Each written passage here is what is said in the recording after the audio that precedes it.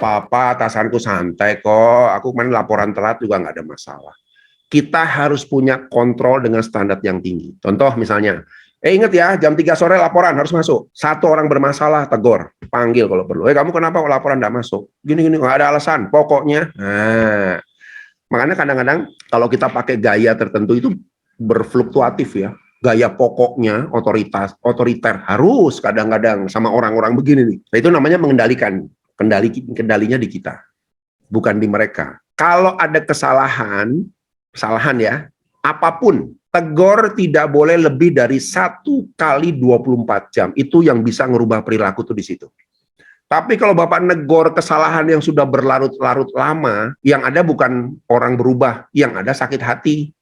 Contoh misalnya, kamu nih 3 tahun lalu salah, udah lewat Pak. Udah nggak ada efek behaviornya, udah nggak ada efek. Jadi 1 kali 24 jam atau maksimal 2 kali 24 jam tegur langsung. Lihat ada masalah, wah ini dengan toko masalah nih, nggak bener ini, panggil langsung, telepon. Kalau perlu telepon jarak jauh telepon. Saya dengar ada masalah gini, kenapa itu tokonya komplain begini? Oh iya Pak, mohon maaf gini-gini. Oke, lain kali jangan ya. Harus 1 kali 24 jam. Demikian juga dengan pujian Pak. Pujian juga jangan lewat sudah berapa minggu baru dipuji, jangan Pak. Begitu lihat keberhasilan anak buah kita pada saat briefing, langsung puji. Hari ini aku senang ada tim kita yang bisa mencapai 101%. Yuk kita kasih applause. Itu buat mereka announcement yang luar biasa loh Pak. Tapi jangan lewat dari 1 hari, udah nggak efek. Jadi kendalinya di kita. Nah itu hal-hal seperti itu yang Anda adalah contoh nyata dari suatu kinerja. Jadi bawahan itu selalu mengukur kinerja itu berdasarkan kinerja atasan. Kalau kita punya kinerja tinggi, disiplinnya tinggi, Pak, nggak usah repot, anak buah ikut. Tapi kalau Bapak punya disiplin yang rendah, kinerja juga rendah, ya anak buah Bapak juga ya sepotong-sepotong. Artinya apapun yang Anda lakukan akan diduplikasi oleh bawahan. Ya, apalagi dalam dunia sales, Pak. Saya pernah handle beberapa zaman dulu ya di dunia konsultan, Pak. Saya ngelihat bawahan-bawahan sales itu menduplikasi gaya atasan loh. Oh, nih atasannya begini, pantesan mereka capai target terus. Wah, atasannya begini, pantesan bermasalah terus, dan lain sebagainya. Duplikasi, Pak. Jadi kalau Bapak ingin membuat mereka bekerja sesuai harapan kita, kembali ke kita dulu. Apakah saya jadi contoh nggak soal kinerja? Apakah saya jadi contoh nggak soal performance? Kalau nggak, omong kosong. Bapak cuma jualan pepesan kosong. Standarnya kita. Saya di kantor soal kualitas Pak nomor 1. Ada yang berani soal kualitas boleh ngelawan saya. Tapi apa akibatnya? Bertahun-tahun mereka tahu kalau saya servis atasan saya, kualitas saya harus sampai di sini. Nggak ada ampun. Sekarang saya sudah nggak terlalu keras di situ Pak. Karena apa? Habit mereka sudah punya kualitas yang tinggi. Gimana? Laporan? Beres Pak? Oke, perfect. Karena apa? Dulu saya melatih mereka dengan kualitas yang tinggi. Nah sekarang kalau Bapak ingin bawahan Bapak punya high performance, dorong terus Pak tanpa toleransi. Terus. Saya mau begini, saya maunya begini, capai targetnya begini, nggak ada kendala, nggak mau tahu, selesaikan. Telepon tokonya sekarang, depan saya. Kalau perlu kayak gitu Pak, masalah cepat dituntaskan. Kuasai diri Anda menjadi role model yang sempurna di mata bawahan Anda. Role modelnya kita. Mereka tuh nurut kita kok. Ini coba lihat. Si A, bawahan-bawahannya mirip-mirip lah. Oh, orangnya cepat, orangnya ini. Oh, orangnya lambat, orangnya nggak disiplin. Ya, padahal niru atasan semua. Jadi itu penting untuk ke diri sendiri. Lalu yang ketiga, kemampuan memengaruhi. Jadi bawahan akan patuh pada orang yang punya pengaruh. Ini yang saya bilang tadi, kalau bawahan ngeyel, susah diatur. Saya nggak pernah salahin bawahan, Bapak yang saya salahin. Something wrong. Coba kita koreksi diri. Jangan-jangan role-nya saya sebagai leader masih lemah. Akhirnya apa? Akhirnya mereka nggak nurut sama kita. Karena kalau kita mereka bawahan kita, harusnya ya tugas kita mempengaruhi mereka. Karena mereka tahu Anda adalah orang yang bisa diandalkan untuk membantu memikirkan masa depan mereka. Bawahan kita, Pak, para SR itu kan juga punya harapan ya. Nggak mungkin mereka, ya sudahlah aku kerja apa aja deh buat atasan, nggak. Punya pemikiran, punya keluarga, punya target hidup, punya ini. Nah, kadang-kadang kita perlu pendekatan juga tuh untuk tahu ya. Kalau orang sudah ngerasa bahwa aku punya atasan yang juga support, ada kesulitan dibantu, bisa memberikan solusi dan sebagainya, nggak usah dipengaruhi Pak. Mereka ngelihat wibawa-bawa seperti itu, ngikut kemana Bapak pergi ngikut. Wah, aku ikut bosku lah. Kenapa? Wah, enak orangnya. Wah, bos yang ini belum tentu. Udah, nah kan. Kan di dunia sales kan juga ada bedol desa ya. Karena apa? Karena leader-leader yang kuat itu akan punya pengaruh yang kuat, mendorong orang ikut aja pokoknya. Aku udah cocok lah. Nah ini kunci juga gitu ya. Nah sekarang kenapa ini jadi penting ya? Satu, karena pemimpinlah yang memberikan arah pada orang dalam. Jadi jangan selalu yakin bahwa anak buah kita itu pikirannya sama dengan kita, Pak. Saya punya pengalaman tuh ya. Saya harus cek setiap minggu. Ini ngerti nggak sih? Mereka paham nggak sih bagaimana kita melayani customer? Paham nggak sih? Kadang-kadang ngelantur-ngelantur, Pak. Kita harus ngingetin tuh. Makanya feedback dan monitoring nanti yang dijelaskan oleh Pak Rudi itu harus masif, Pak. Setiap minggu kita pastikan kepala mereka sama dengan kepala saya. Kalau enggak, hati-hati. Ini ngelantur ini nanti orang. Ini pasti target nggak tercapai. Saya udah bisa ngukur gitu, Pak. Makanya setiap hari saya selalu diskusi, ketemu bawahan saya ya, tanya, gimana targetmu apa? Gini-gini. Wah ini salah nih, bukan gitu. Kita lagi ngejar project yang ini, fokus ke sini dulu. Oh iya Pak ya, kepada bawahan kita ya direct ya. Kalau kita punya dua ya itu. Kamu ngerti nggak targetmu apa? Ini Pak. Oh salah, bukan itu. Ini loh target kita. Ini loh target. Terus diulang-ulang terus Pak. Ya, ada dalam psikologi itu namanya afirmasi. Sesuatu yang diulang-ulang itu nempel tercetak di kepala kita sehingga tahu oh arah saya. Memang kadang-kadang gini Pak, saya setuju juga tadi ya bahwa kita itu harus tampil itu apa ya? Pertama itu cheerful, ceria Pak, ceria. Ceria itu kan bisa muncul dalam bentuk guyonan, santai, negor. Gimana kau kemarin? Aman, aman, gitu ya. Bisa membawaan harus cheerful Pak. Ya, kalau kita sebagai pimpinan juga tegang, bawahan juga tegang. Waduh, ada apa nih ya? Karena kalau ekspresi kita tegang itu di benak bawahan itu pasti ada masalah lagi nih. Yang toko kemarin barangkali udah stres, Pak. Akhirnya satu hari kacau balau semua. Makanya saya bilang, seorang leader, kalaupun kita punya masalah di luar kantor, masalah pribadi, entah itu utang pinjol, entah utang koperasi, punya masalah rumah tangga, sampai di kantor ketemu anak buah, buang semua dulu Pak. Fokus pada yuk kita bangun yang semangat, yang happy. Kalau perlu pagi-pagi ada yel-yel gitu ya, selamat pagi semua. Wah boleh itu ya aja. Itu energi positif yang mengembangkan supaya bawahan itu juga rileks menerima masukan dan mereka juga punya motivasi yang positif ya. Tapi kalau kita ekspresi aduh aku ditagih kartu kredit nih, pusing nih, ekspresinya ke kantor begitu Pak, jangan kaget tuh, stres semua tuh, padahal nggak ada hubungan sama kerjaan mereka. Ya, saya selalu bilang masalah pribadi itu telan sendiri Pak, telan sendiri, karena itu konsekuensi leader.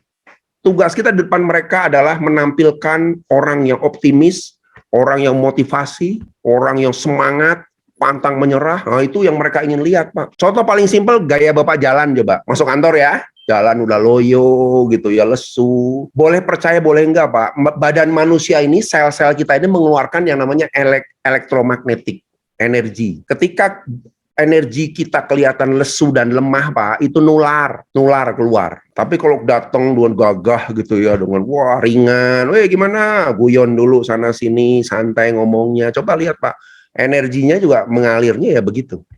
Jadi saya sangat setuju kata Pak Budi. Energinya di kita, Pak.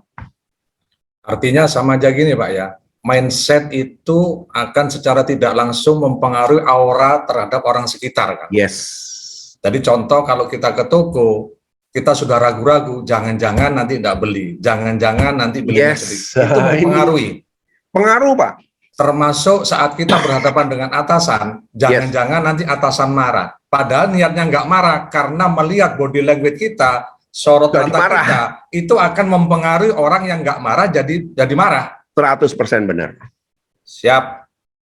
Ya, yuk kita sebagai RSM tampilkan kita sebagai orang yang tangguh, orang yang santai, orang yang tenang, orang yang stabil. Wah, toko tuh pada ngejar Bapak, Pak, karena mereka mengharapkan kita tuh orang seperti itu. Kalau kita orangnya panik, oh sebentar Pak ya, aduh aku telepon, wah toko juga males Pak, wah ini orang pasti ngaco nanti kerjanya.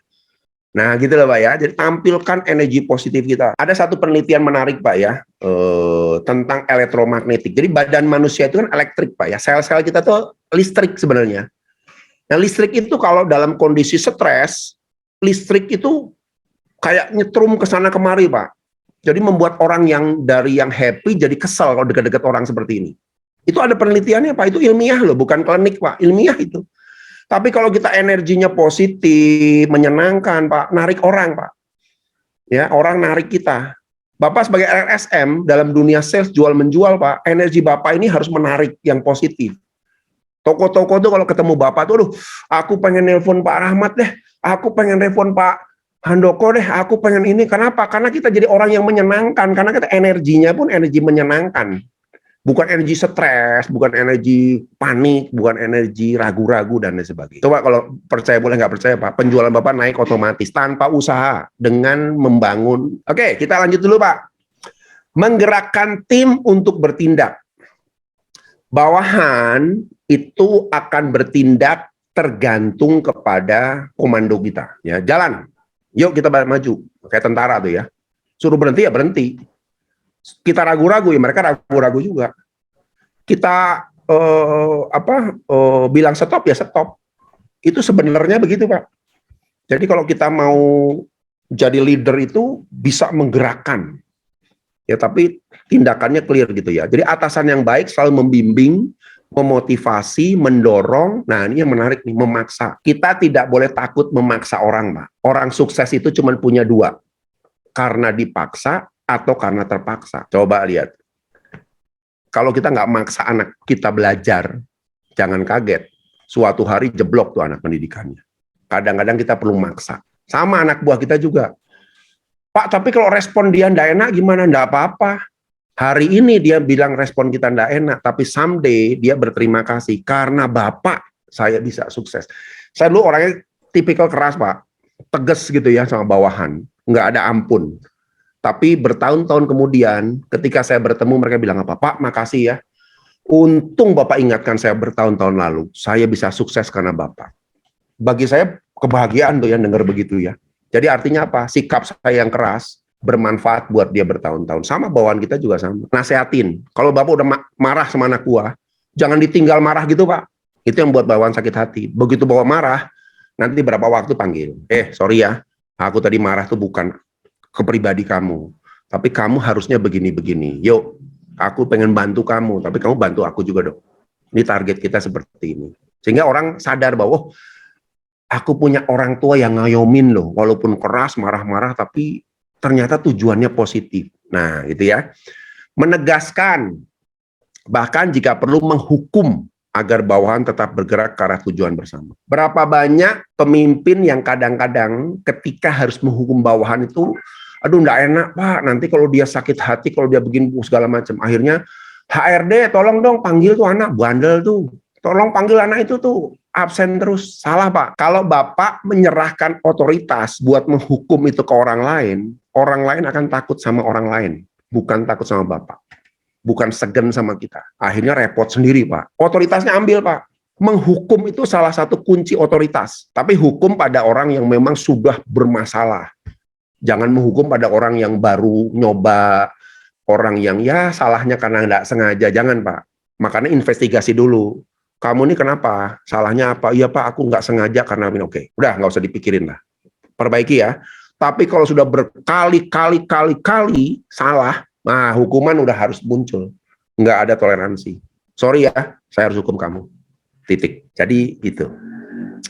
Lalu yang ketiga, memastikan semua bawahan berkinerja tinggi. Ya, ini monitoring, evaluasi. Nanti Pak Rudi ya, kan kita kalau orang distributor kan masih merasa udah paling jago, paling bener. Tapi prinsipal punya target tinggi, punya standar tinggi. Wah, aku pengen lihat salesku tuh begini. Tapi kok kenapa distributor ini kayak begini? Nah, minimal kita ngerti lah, punya gambaran seperti itu ya. Jadi kinerja tinggi itu bawahan harus terus dimonitor. Nggak ada pilot otomatis Pak. Jadi leader itu tugasnya monitor, checking, sudah benar nggak jalannya, kalau belum panggil, evaluasi, terus dan lain sebagainya. Satu kuncinya. Yang kedua, orang itu akan berkinerja kalau dia merasa diawasi. Contoh, sore-sore tuh, sini, gimana laporan? Aman? Aman Pak, beres semuanya. Nah, hati-hati Pak. Statement respon seperti itulah yang membuat kinerja mereka rendah. Harusnya gimana? Manggil. Sini. Mana? Yang mau bilang aman gimana? Coba cek datanya. Based on data. Ini gini. Wah, ini masih bisa tinggi nggak? Oh, masih bisa Pak, naikin besok. Ini gimana? Oke, ini oke ya. Yang ini gimana? Ini sebenarnya kalau kita approach ke toko bisa kok Pak. Oke, naikin besok. Gitu Pak. Jadi targetnya dinaikin Pak, point by point. Jangan terima laporan, ya sudah ya, oke, makasih, oke, good. Jangan Pak. Itu bicara standar kinerja kita. Kita mau standar di atas sini atau di sini. Kalau di sini ya sudah. Jangan kaget, Bapak akan pusing nanganin, menghandle bahan-bahan Bapak yang banyak alasan. Ingat ya, para SR itu selalu datang dengan kita itu dengan berbagai macam alasan. Baik alasan yang masuk akal, maupun alasan yang tidak masuk akal. Baik alasan yang memang dibuat-buat, atau alasan yang memang terjadi seperti itu. Nah, kita harus peka. Bawahan datang dengan kita dengan alasan, cek dulu. Dari mana itu? Datanya gimana? Tokonya ngomong apa? Kenapa kok kamu jawabnya begini? Sehingga ketika kita bertanya dengan cara seperti itu, bawahan nggak main-main, Pak. Dia tahu, wah aku kalau dipanggil atasan harus detil ya, harus fakta loh. Nanti kelihatan tuh, mana yang alasan benar, mana yang cari alasan. Sehingga kita bisa tegur baik-baik. Aku nggak mau lihat cara kamu gini ya. Jawabanku itu sebenarnya nggak masuk akal. Iya Pak, mohon maaf Pak, saya salah nih. Nah, akhirnya standar dia naik terus Pak. Ya, jadi pastikan semua kinerja berkinerja tinggi.